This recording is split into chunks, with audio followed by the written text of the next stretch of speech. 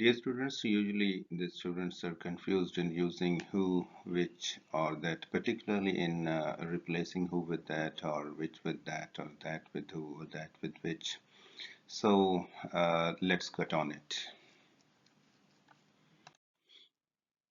The basic rule is that who and that both refer to the people.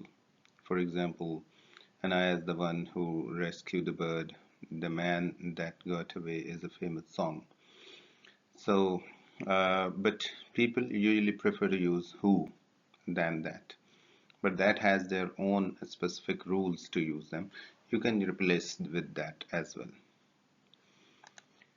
The second thing is which or that. The basic rule for which or that is that they both refer to the groups or things.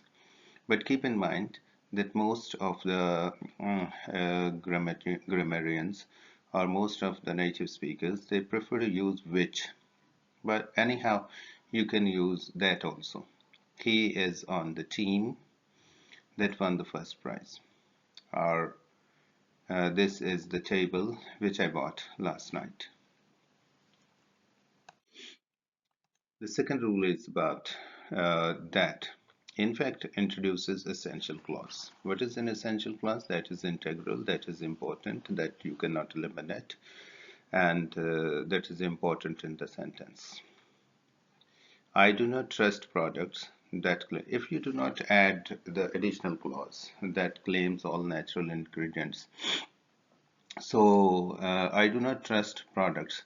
Only this sentence would be insufficient to clarify because it is ambiguous whether you do not trust all the products or some specific, or obviously you probably have some specific products, and then you give an essential clause that claim all natural ingredients, which is usually used to introduce non-essential clause. And remember, we use non-essential clause in pair commas. The product claiming that natural ingredients which appeared on Sunday papers and is on sale. So which appeared on Sunday papers, it's a non-essential clause. It means it is not important in the sentence, and you can eliminate it. You can drop it. The sentence without it is sufficient to clarify its meaning. The product claiming all natural ingredients is on sale. So this sentence would all be clear. So it's an extra information. Extra information is always put in paired commas. So the third rule is sometimes there are clauses that already have the word that in it. So most of the people are grammarians and native speakers. They use which after that. They do not double the word that because it becomes really very awkward as it is repetition.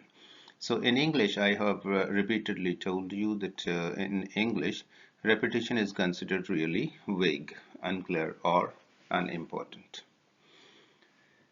So if that is already there in a clause, writers usually use which to avoid repetition that seems awkward. That which hurts you makes you stronger later.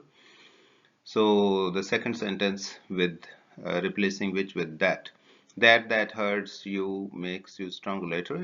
It seems a little, or it sounds a little awkward because there is a repetition of the word that. I hope everything is clear. Now it's your turn to use who, which, or that in the given examples.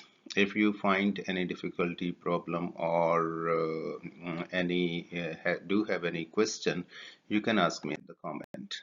I hope you have got the idea. Thank you.